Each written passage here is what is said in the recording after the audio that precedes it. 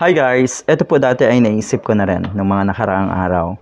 Maswerte rin kami dahil kami ay nasa probinsya ngayon. At dito, kahit walang sibuyas, kahit hindi gumamit ng sibuyas, okay lang.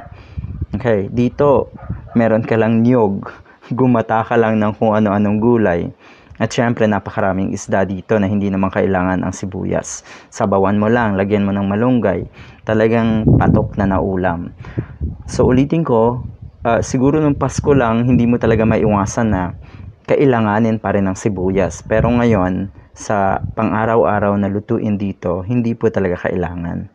So yun, applicable to sa amin dito sa probinsya. Ang sabi dito, mga kakamping, hanggat maaari, huwag muna tayong bumili ng sibuyas.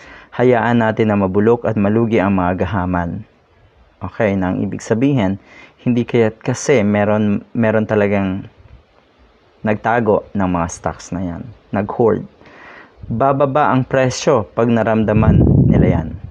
Naramdaman nila na talo na sila, nalugi na nga sila. Ang gusto ko tong word na gahaman. 'Di ba? Ito ay tatak ng mga politiko na iniidolo ng mga Pulangaw. Ganito. Kung ikaw ay malinis na tao, 'di ba? May magandang hangarin sa ating bansa.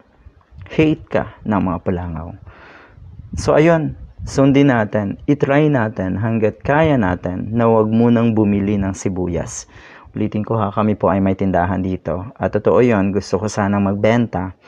Nung ako'y pumunta ng Lucena at mag-angkat nga ng mga paninda, naisip ko wag muna, 'di ba? So eto nga, mukhang nagkataon na yun din ang iniisip ko na sige, wag muna natin bilhin yung mga sibuyas.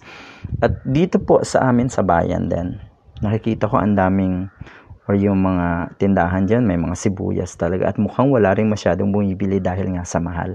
Okay. So try natin, wag muna nating bilhin ang mga sibuyas. At baka nga bumaba pag naramdaman na itong mga gahaman na ito yung kanilang pagkalugi.